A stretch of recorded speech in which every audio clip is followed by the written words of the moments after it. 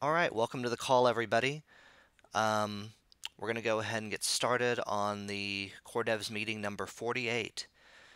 This one should be a short one because no one added anything to the agenda, so we're just going to mostly go through updates and then talk a little bit more about Constantinople. So to start, do we have Dimitri or Martin or anyone else who can speak to testing right now? Um, yeah, I guess I can talk a bit about it. So, yeah, the tests are not yet stabilized, but there is still activity in generating the tests. And earlier today, we found a consensus issue in the CPP Ethereum engine, which has caused some bad tests. And that has been fixed, so we're waiting for those to be regenerated again. I think actually, I can't talk. I can't really say how wide the coverage is of the tests. Dimitri can talk more about that if he comes. We've been I'm doing. here. I'm here. Yeah. Oh, sorry. Yeah, you can go ahead. So the topic is a test, right? Yes. So yeah, we're actually doing good. I'm receiving reports of failing tests from different developers in the chat, and we're fixing those issues. Like Martin said, today we fixed one issue in CPP, and test already regenerated and been merged into a test develop. Well, it is actually good. I hope we find all the consensus issue during this test period. But still, speaking about tests which are still in development, it is Xcode hash tests and a couple more tests around storage changes and blockchain transition tests. And yeah, I think that's it. Difficulty formula check tests are also being merged last week, so you could try difficulty formula on folder called basic tests. There's difficulty Constantinople.json. Those are auto-generated tests for difficulty formula. What else? Yeah, I think that's it for now. Yeah, I can also mention that the fast testing framework has been running for a couple of weeks, and it has done millions of tests. It found some false positives, and then it actually found a consensus issue, but it's one of those consensus issues which cannot be triggered on mainnet because it has to do with how non-existing precompiles behave. I guess that's it. All right, thanks, you two. Dimitri, as far as have you been getting a little more help with any of the testing, or do you still need somebody? No, developing the test cases in a JSON format, I didn't get any help. Jared was writing some tests, but he hasn't been focusing on working with whatever he was working with. So I now took over his pull request and working on Xcode hash tests alone. Also, I'm fixing bugs in CVB client that I could fix. Okay, so this is just a call out to any of the other teams. Again, if you have anybody who can help Dimitri with some of these tests, especially recording them. Yeah, go ahead, Dimitri. Actually, just today, one of my friends replied to my message, and he says that he has somebody who might be interested in working with the Ethereum tests. So this evening, I'm gonna meet him and discuss this issue. Wonderful. Cool. If you need any help with that, let me know. But yeah, I'm guessing you're good. So let's see. That's testing. We'll go through client updates, and let's start with parity. Hey. Yeah, so far the only real news is that we did the Constantinople releases today. So we are prepared for Robston and also the Kovan hard fork that's coming up this month. I think last time I checked it was Robston was this weekend, right? Yeah, Sunday, right? Has anyone else been looking at that?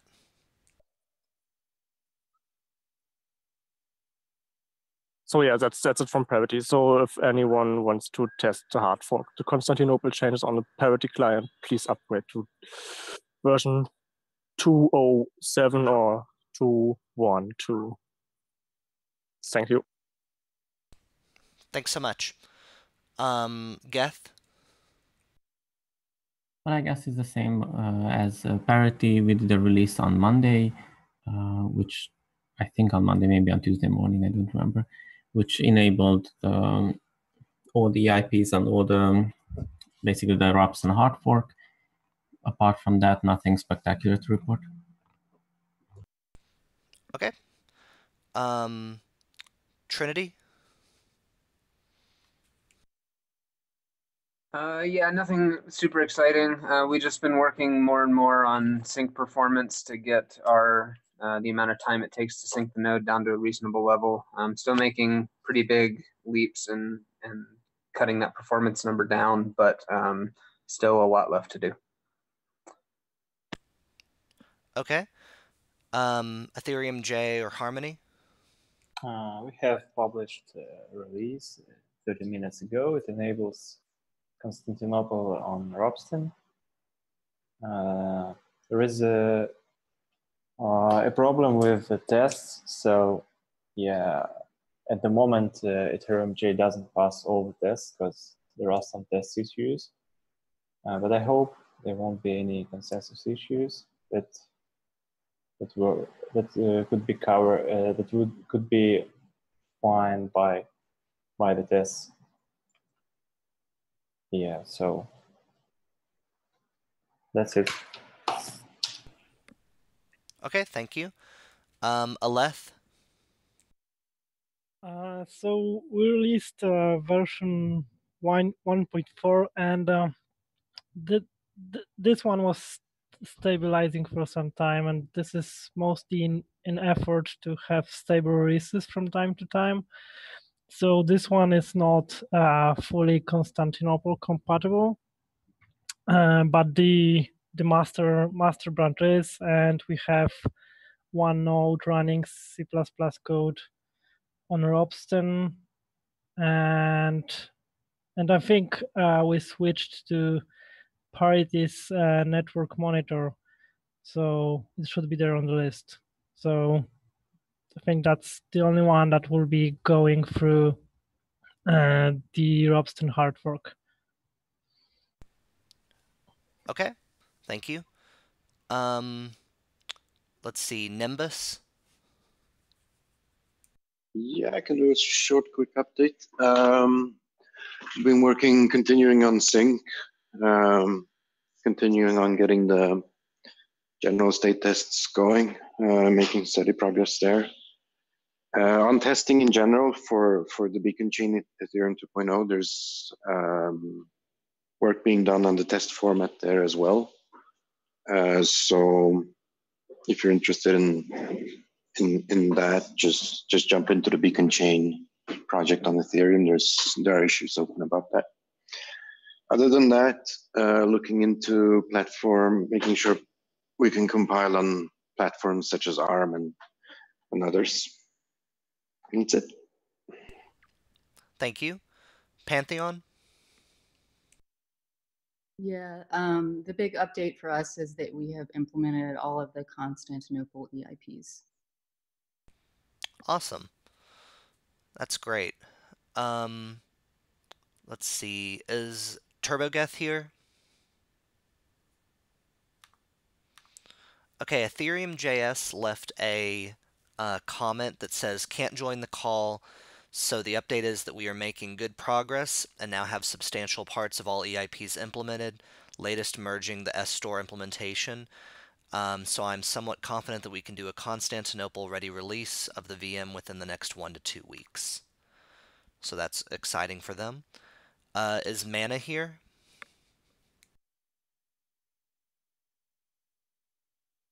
He just joined. 1 second. Yes, left a comment that says can't join the call. So the update is that we are making good progress and now have substantial parts of all EIPs implemented, latest merging the S-Store implementation. So I'm somewhat confident that we can do a Constantinople ready release of the VM within the next 1 to 2 weeks. Hey Andrew, I think you're unmuted and I don't know if you're on delay or if... Oh, perfect, okay. And Andrew, are you from Mana? Yes, I am. Yeah. Oh, wonderful. Thanks, Offrey, for letting me know. If you could give us an update for your client. Sure. Yeah, we've currently updated all the EIPs and we're just working on syncing Ropsten at the moment. We started to focus on that last week. We're at about block 300,000 at the moment. And mainnet, we are at 1,700,000 approximately. Awesome. Thanks for the update. Is Nethermind here? I think I need to invite them to the call. I don't know if I really have yet. I need to get in touch. What about Ethereum? Okay, other than Ewasm and research, have I missed any clients?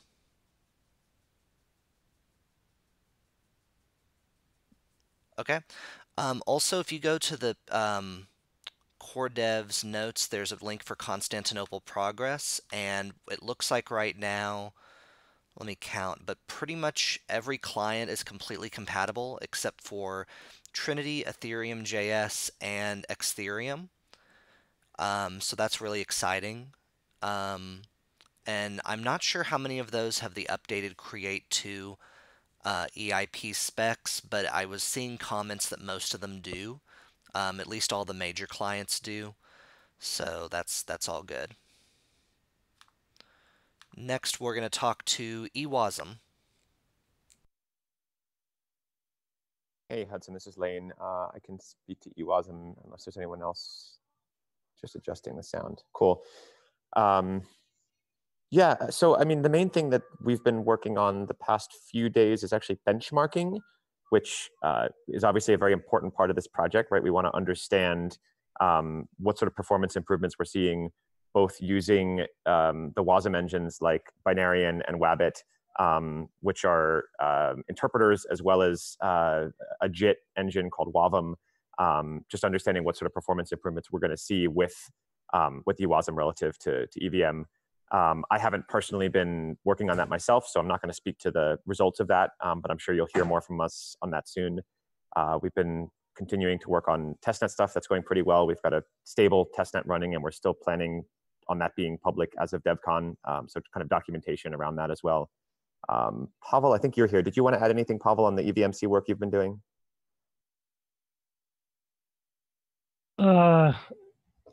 Yeah, I mean, so I'm close to release EVMC version 6, and I have to update Go bindings for that.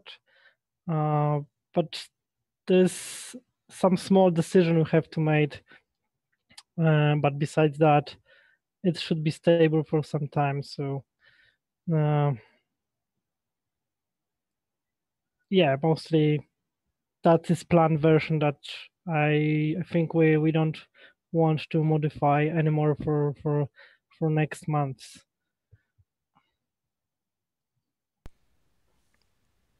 Okay, great. Is that it, Lane? Yes, thank you, Hudson. All right. Thank you all from Ewasm. The next is going to be research with, I think Danny's the only one in here from research. Yeah. I think the most interesting thing going on is that Justin's continuing forward with this VDF feasibility study and an effort to create strong, unbiasable randomness. Filecoin has agreed to split the cost of the next chunk of this feasibility study, which involves actually designing some circuits and stuff because they're interested in it for the same reasons. Hopefully in the next couple of months, we'll have like a pretty clear idea as to whether this is a feasible path forward for the random beacon. to note that RANDAO actually serves our purposes in most cases, and likely will be moved forward with in initial iterations, and that the VDF can be layered on as a hardening technique in the future if we choose. Been cleaning up and also adding a lot of features and components to the ETH2O spec. There's a lot of development going on in that right now. I wanted to just, again, make sure, I know that there's kind of two parallel efforts going on right now, but the people on this call and the people on your teams have a lot of incredibly valuable insight and experience to add to this process. So please, if you want to be more involved, there are a number of like ETH2O specs, there's like an ETH2O specs repo, ETH2O PM, ETH2O tests, where these things are beginning to form. Please take a look, and please, if you want to get the lay of the land, please don't hesitate to reach out to me to set up a call to talk about what's going on and maybe figure out where you can get involved. That said, I know there's a ton going on over here in terms of getting ready for this fork. So maybe after DevCon would be a good time to pop in, or during. Cool. That's it from us. Thank you. Thanks, Danny. Yeah. And I think that's it for updates. Did I miss any clients? Did I miss any researchers or anybody pop in at the very end?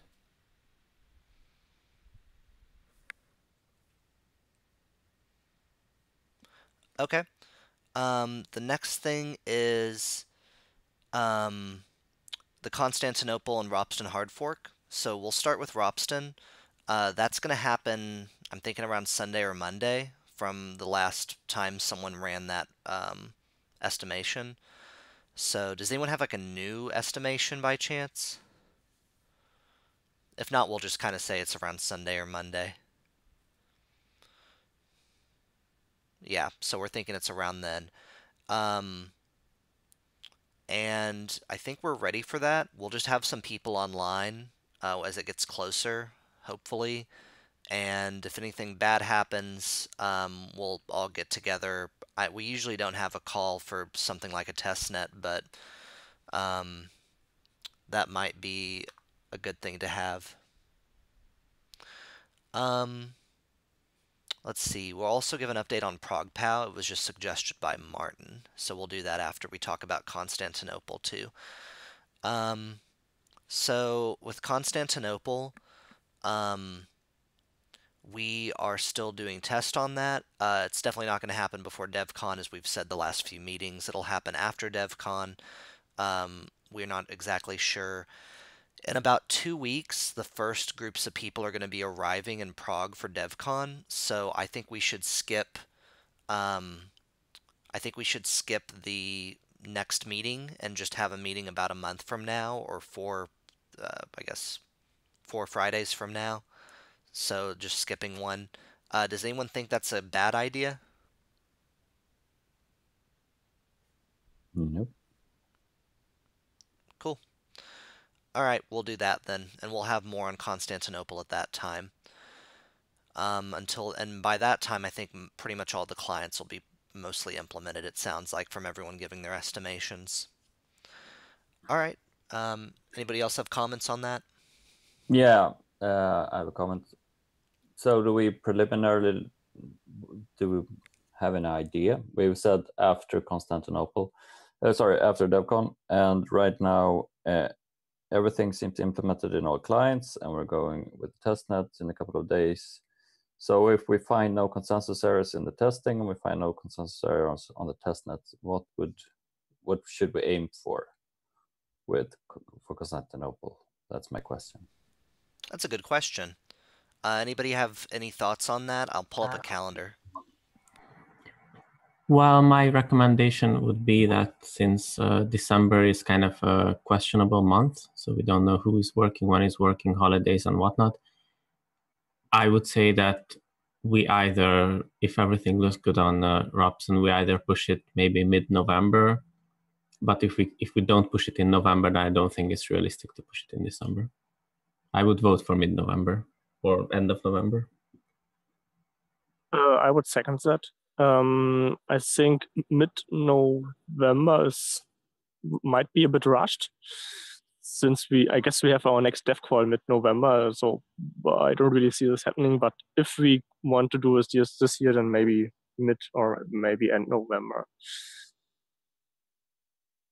I would second towards the end of November, but that isn't based on client stuff, just not doing it immediately after DEF CON. Yeah, that sounds good. End of November. And how many weeks do we need in advance of putting that block number in? Would we, how many do we usually do? I don't know what historically we've done, but I feel like a month of like time between the time that we set the block number and the time when it actually happens is a good amount of time to give people plenty of time to do updates. Yeah, makes sense. Months. Okay, in that case, the next core dev call, if we skip DevCon, is going to be on the 9th, I think. Am I right? Wait, what's today? The 12th? So if we skip the 26th, then the next core dev call is on the 9th. We can decide the block number. We can decide it as early as, the 25th, 26th. We can decide it as late as just the next core dev meeting, pick a number, and just decide on that next core dev meeting what the number is. And if we're doing it this year, if we run into problems, we would push it off until January, obviously, to avoid the holidays in December. So yeah. If we, it's not a block number, but in terms of dates, I would target something like November 27th, 28th, or 29th, which I think targeting later means it'll happen on one of the slightly earlier days, depending on how far out we target, because of, well, how block times are not perfect. So if we, do you think it's too late to make this plan on the 9th, or should we make it like literally immediately after DevCon, like in chat?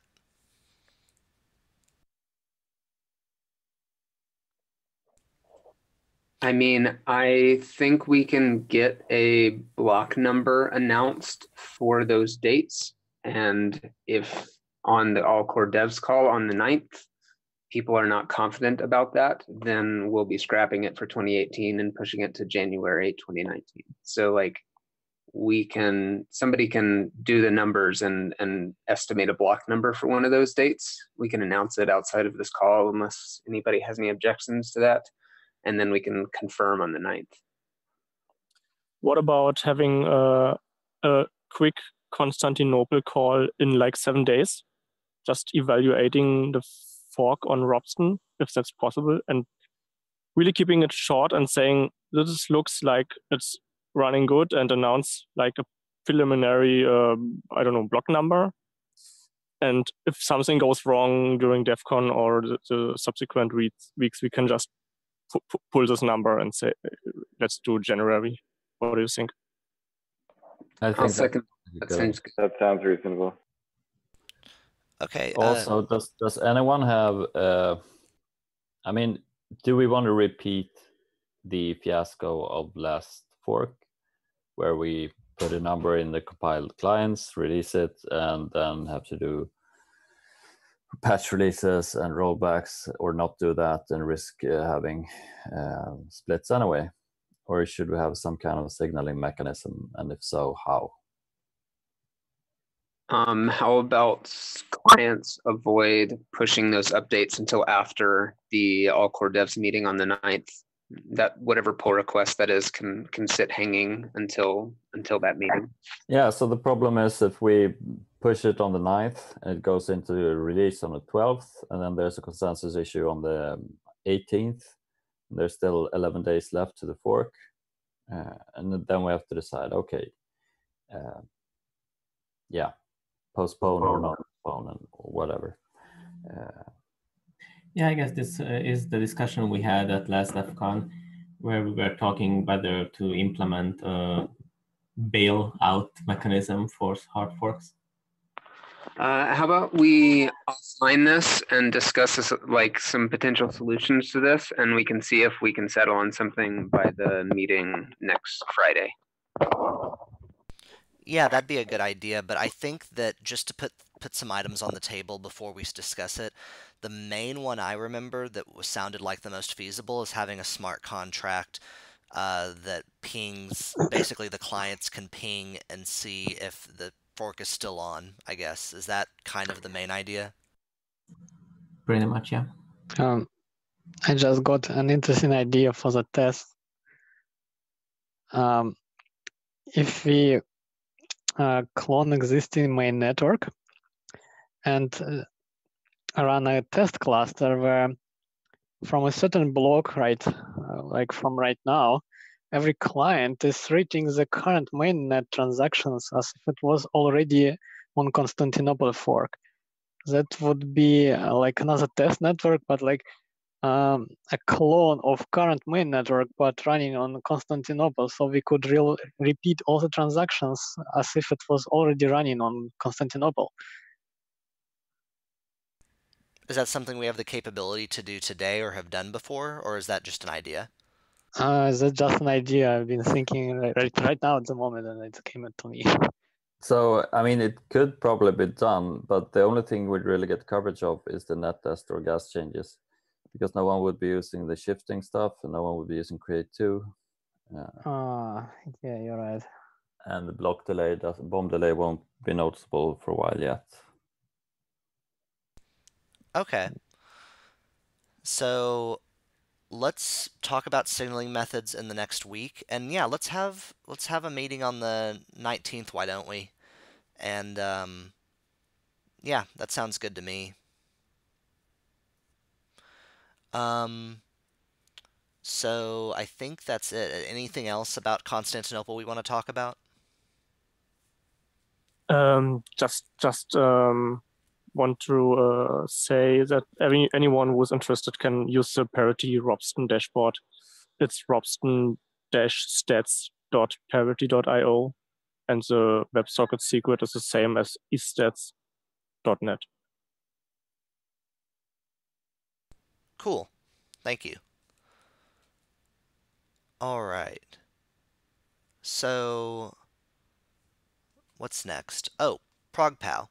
So yeah, anybody have an update on Progpow? I know that they made some promises last time for some articles and for some a little bit more tightening up of the spec, and I haven't seen that, but I don't know if anyone's been in communication with their team or not. Yeah, so we have actually been in contact with their team, me and Pavel, and also Andre from Parity. And we have ironed out some kinks in the implementation. So right now, CPP, well, the ETH miner stuff that Pavel has been coding seems to match with the Go implementation. Now, there are some problems with the EAP. I don't know, Pavel, do you want to go into more details about that the problems with the protocol and stuff? Yes, so in terms of EAP itself, there are some big gaps in the spec. So I think it's practically impossible to implement this algorithm based on the EIP itself. So I had to reach out for many source code that was mostly done by the team, by the Progpow team. And still the final version was found somewhere in like one of the implementations, and we discussed the differences. So yeah, so as Martin said, we are on the same page in terms of Go and C++ implementation, but definitely EIP is in bad shape, and there are some details and some very small improvements we can make. But I think the most important part is some kind of we some kind of have two reference implementations, but there's no proper spec for it. So this is situation I'm not really, I don't really like, because it will make the direction of where it goes a bit. I mean, I don't want people to read C or Go code to figure out how to implement that. But anyway, so the promise they did about improving EIP and answer questions mostly didn't happen in public. But as Martin said, we have some contact with the people, so we are capable of ask questions directly, and usually we get some answers. So that helped me to finish the implementation that at least produce the same results for the basic cases, and it was finished yesterday. So that's kind of recent news. Yeah. So and there are some changes that need to be made, because the original idea about the implementation is that it has an internal epoch of 50 blocks. When it was translated into Ethereum, it uses the same epoch as Ethash, that is 30,000 blocks. So there, which leads to some problems, which needs an update of the protocols between the miners, the get work function. Aside from that, I think the general idea is to basically launch some kind of testnet for it as soon as possible. Cool. That's interesting to hear.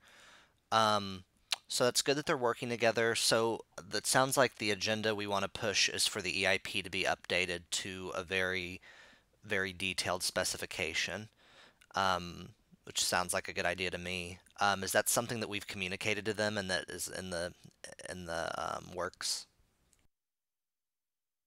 Yes, we did. So I think as of today, they still plan to update the IP with what we discussed privately and like fill up the gaps that are there. Okay, great. Thank you all for the update. Was there anything else anyone wanted to discuss? It sounds like we're going to be skipping the next core dev call and we're having a Constantinople call in a week. In order to not mess with anyone else's dev calls, we're not going to be like shifting any other meetings in response to having the Constantinople meeting next week. So Danny, you can do a sigh of relief there. We're on Thursdays. That's right. Worrying about our sync. Okay. So no worries. Cool. We won't shift anyway, just because that's confusing, at least for right now. So yeah, I'll make the agenda for the meeting in a week, and I guess I'll see you all there. Is there anything else? Yay for short meetings. Everybody have a good day or evening. Goodbye. Bye-bye. Have a nice weekend. Bye-bye, Hudson. Bye-bye. Bye. Bye bye.